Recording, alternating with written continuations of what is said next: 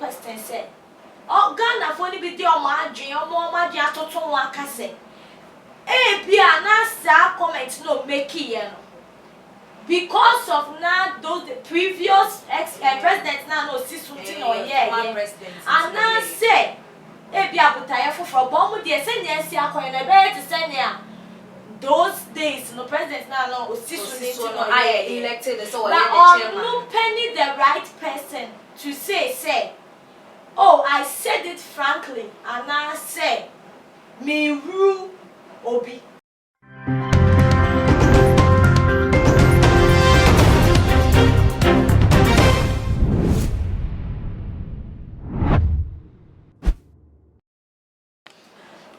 for me ma obibia akwaba ede eba too much GH so mo so for muni aba ekwesi kapa ne nso minimum edi ehye yi meji say dia ma munim se ensem a ekochi ekọ breman ena mede eba besom ahwefo ene etiefo ne na de social media ene ejai janse de pa ekoso ebusuafo esewani ensese ye ka ede cho ase ye serew ase ye ka biama ase ye hu ase ye nhu ase ye tufu ase ye ntufu janse de pa ena ekoso na hwan ene de ne ho akwakọ ka enu ti amaganafo esere ni ya eye yinya yinua be ma yem papa ya de nyina lawyer Gabby Darko oye founder of Dankwa Institute ena ebiom nso yenya mampenya wote akonya so His Excellency Nana Ado Dankwa Ekufu Ado oye ne cousin na ni nyina eye post bi a otro ya na say ne post bi odokoko to Twitter that was 2015 31st January eno ene de Ghana for akofa e de ababeto eye ni plate so ne pono ano se wontwitwa na chese ne so de be ye dino se dessert o wonfa enye na ebusuafo eden ena ewo ensen mama me nko na me kokenkan emfa emamu o say to be ECOWAS chair you must be corruption soaked, to be AU chair you must be a power drunk. The renaissance of the despot club is alive. We enen nsemu wode etu edwa na chese enra deti ama wode science we etu edwa no ebra na ye mampanyi dada John Dramani Mahama na ye as chairman de ama ECOWAS 144 ordinary section na ekoso a chese ye mampanyi John Dramani Mahama ye tu no se wono ene be ye franka na ye like ono ne be ye titinani de ama dwumadie no ene ma ye nua be ma ye papa lawyer Gabby Darko make that post nene day mobeka ye nche ye bia ena mampanyi His Excellency Nana Dankwa Ekufu Ado no so o electing him chairman for one more 57 ongoing ECOWAS summit just ebeko so wona yami no enu ti Ghana for kwakofa ni old post de ekun edi etiano na ebusuafo ense we de enchiremu ewo ho mi twa ho na me ba me de beba abesom. Yo, too much GH nie Ghana for ahwefo etiefo onipa bi a won subscribe e too much GH no subscribe wo na ehintasem ensem a ebuafa oman Ghana so ena ye de bremu one god nie the only one god in GH eho na de bia mehwe abrochefo ene Ghana for mo wiasa fa na ina me recommend emamo too much GH kra. Other form sanso emamo akwaba sunku ebenyamisha mosamunya ebre etwen yema ye twa ye ho eba nene de me guest eye me ankasa me nua ba ko pe an mesika enene de me no ebetwetwen enkomo oba mercy me mo akwaba me nua ba sika wo ene da so free play musiba enche enche besi efiri mu ne de musi efiri mu ye ba enche besi bibi abokodi ya me adom Eda iradiase fine eda iradiase ye de yembura ensem ye hwe lawyer Gabby Darko ni poster o make no like ye can say 5 years ago because 2015 and the post wo ye ene de Ghana for akwakofa use against him ati se wo mo edi ehuru no say e ba ne politics a obi etimi ye bibia wo obi etimi ka bibia wo pe ba ya na Ghana for na say nipa wo kasa ensem ni refi say emre bi beba eya na ensem bi wo ho no ye betimi ayusu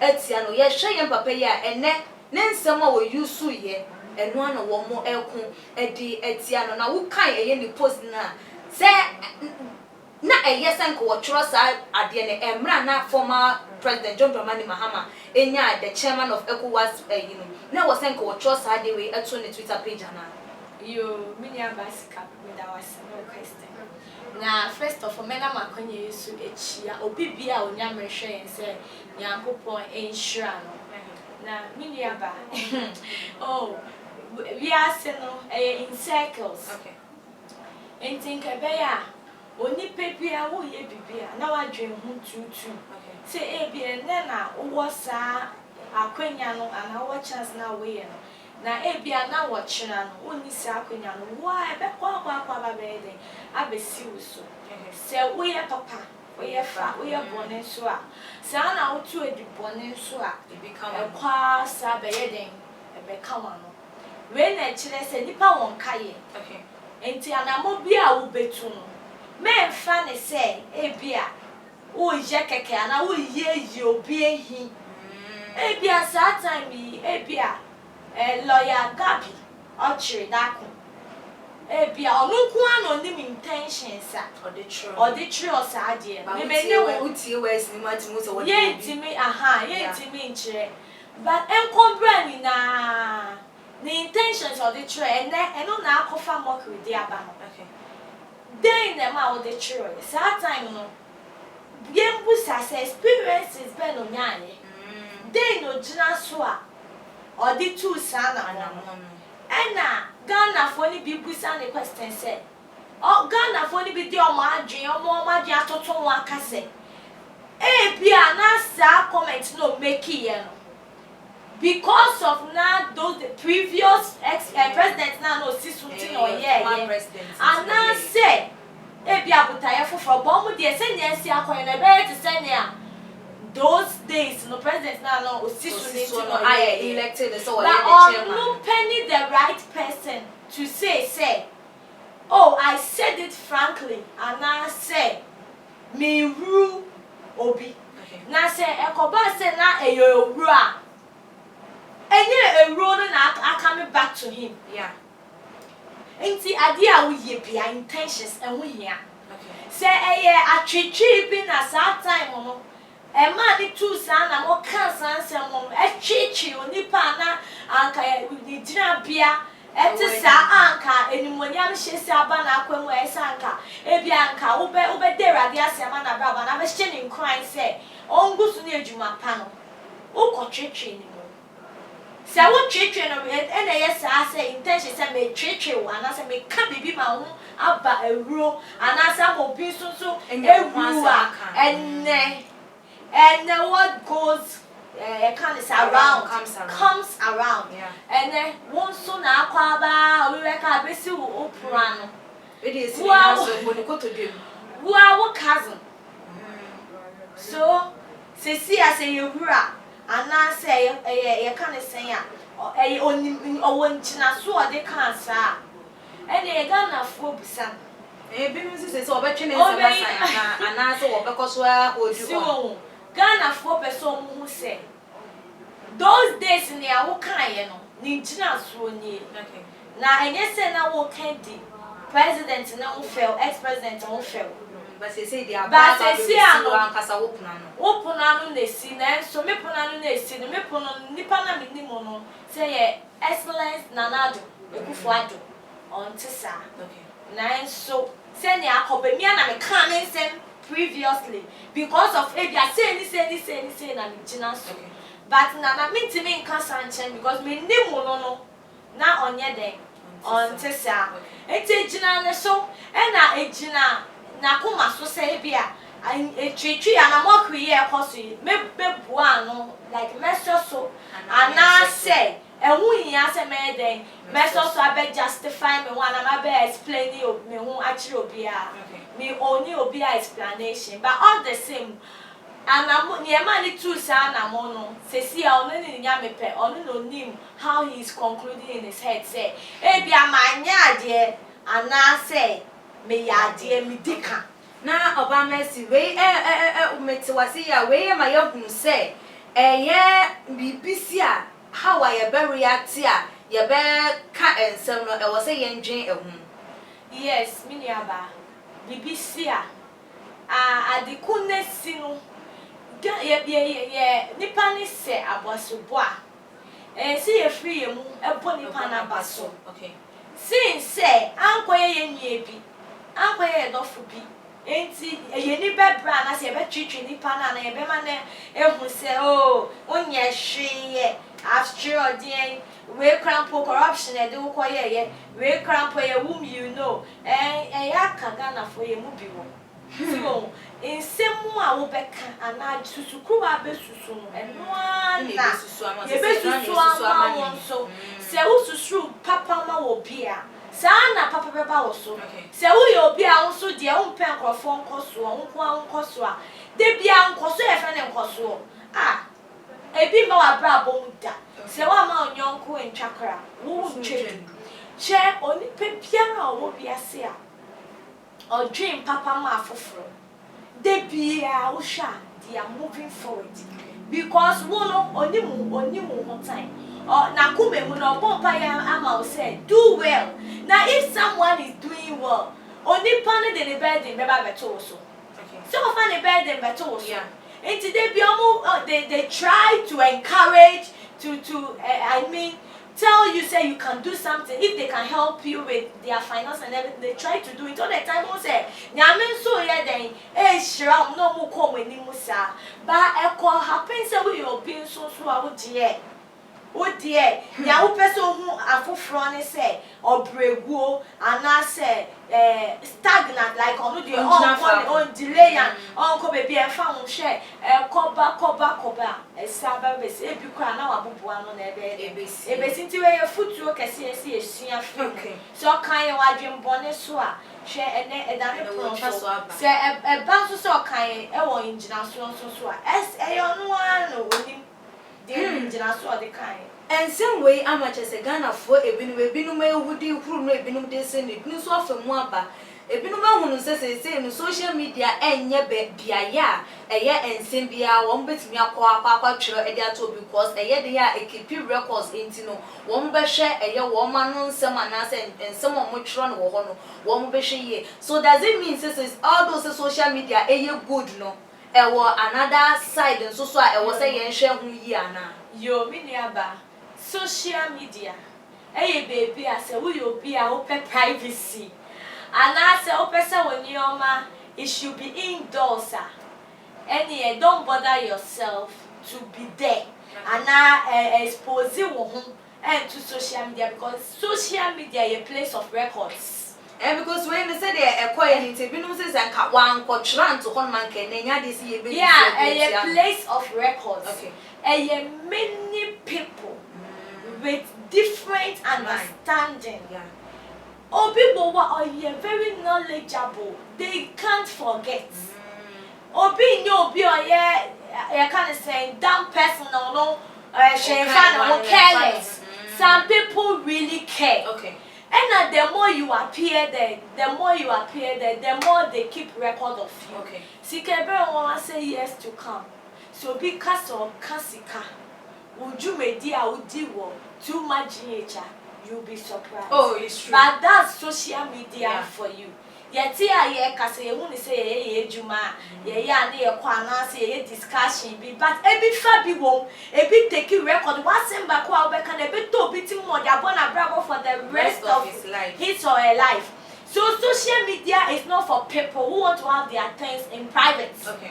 So far as you put yourself there, be ready for people's also comments and idea about you. Okay. People's expectation from you. Just say it comes with a whole lot of demands. It is a way will be a person who are here to say, under gym. Obi ani media and social media they may find our problem because social media there every video that we do people keep it. Yeah. So next time it should be by when our home start to refer. Okay. So we have different people on social media and they keep records. Okay. So whatever you are putting there, who sorry and you be now try to social media.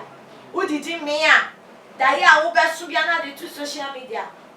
Break sure say na dream say na wo dey to war and then effect be na benya wo so ochina ansana usoro post in your ma enye sa What you want now? You maybe I'll simple be a posting here for it, be a posting sick and later we will say it wasn't just fun like that. It was someone's problem. Okay. Or a solution to someone. So we should be careful despite be a boy in terms of communication and all that. Okay. We last but one question here. Do you know AC as a politician and as a more politics? I'm funny because I can't your politics and as a politician, say opponent, baby, and as a we opponent to someone.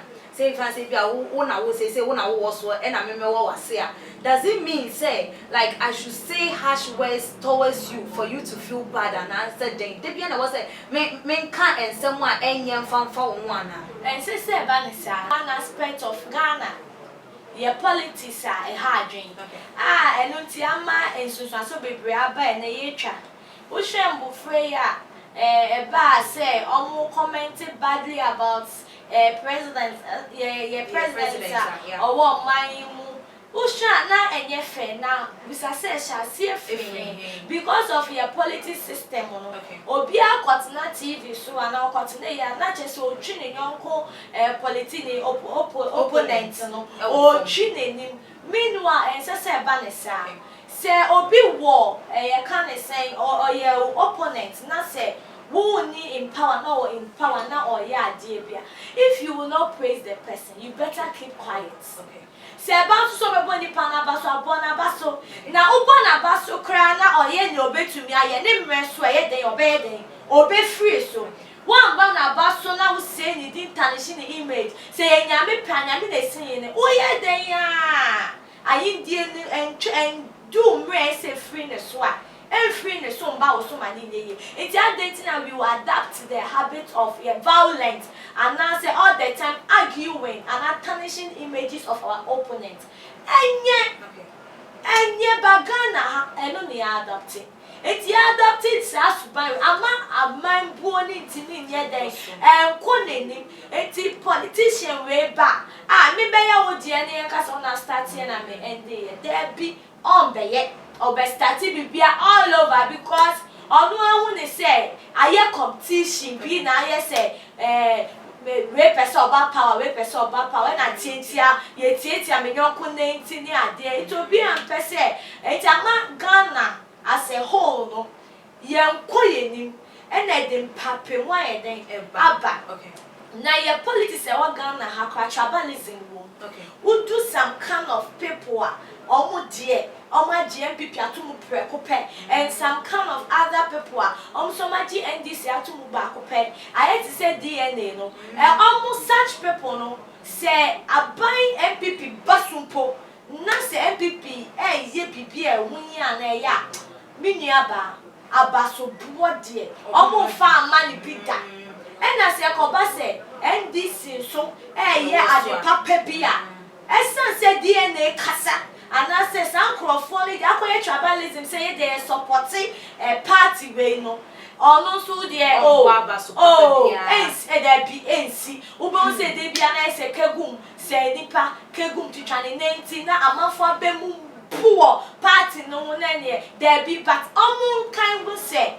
And yet to child 19 year di poor by. Who better na so new opportunity na what to swa. On Juma bedi wechi, 18 Juma na obey no. And no na Ghana first year suya sadin so people are being one. In Juma bay na warrior. In Juma na oye na ye. Yen fire supporting one. Na yen jai DNA. I mean another mo ye NDC for me na mo ye MPP for tie there. E we ye mo jemuntie de yentimi. Enti aban bi paso eno ani se oye ne obey because after all, when you say me wo DNA crofo bi wo mo de. Se manye capre ba manye hwe kro mo de ye ko yin na mo ba beto ama no. okay But me gidi say ye die na sifo. Na ye ma ye ni da wo. Na ye mo hu say we vote by what we are seeing and the improvement you brought to the country. Me did say, "Omumba be fire for sa." Be na mo so nye ni opewie na o expect say ye kokomoti power no. Ye be to am. Emra so say ye jai say ye titi ankofo ni ti na eventi a ye jai so say o mi wo party o ye me den kwa mi wo party. Ni improve it to am say Sesi an ye hwe wo san adwuma. Na ye de yen san so ayeden etim so de ama. Me gidi si ye yesa ebeboa oman mu ene oman mu nipa nyina. Jo oba Messi ye de ensem ne esi a ene sa final was a football de bema embapunu ene wo mo achese social media go na omo da go na omo didi wo mo dware wo mo yom bibia wo mo si wo mo tuma go fi wo mo tuma go papa wo mo nta de pa chese go no exposing a bush asanti nyina e wo ho no no. Way akwa maya unu say any social media it keep records of everything. It's if a photo ma obi bia wo hwe me. Ah. Show hu ye social media won. Wo in papa. Na say wo ade bi nso a. Say wo use ni ye a. Enu abekọ akoye den aba betia wo. Say wo social media so now the advertisements. Who the year in your papa who the promote good things ebe link you to good people but say uba na so be you go to in say hu a e widifo any crofo so madwin ni fie any almost so wo be shion because na say na aba you be na say betu just say social media no share be me bia be ma no ko share no no wa gin hu phone ni your be no we o sa repo ni e de kan it is social media no is there eya phone so nemo remember na dream kai who say nya wo be bia social media records there everywhere because nipa bebre getting access to any information you put it there where deleting it there other person or deleting it there so I'll encourage everyone watching me say what the bb to any bb a ebe sanko for brabo ada chi bi ensan twa ne ho a enfa problem and no how be emba wa brabo ebra weni enda o say bibi sabra beto. Okay oba Messi nyame ensha wo bebre abusuafo ha ene de enkomo twetwe ne ebesi subscribe to your channel na ebiom like your videos na share wait me so follow your IG page @tumagh_ midin ede ekwesi kapa that's the name ye besa ne share makram.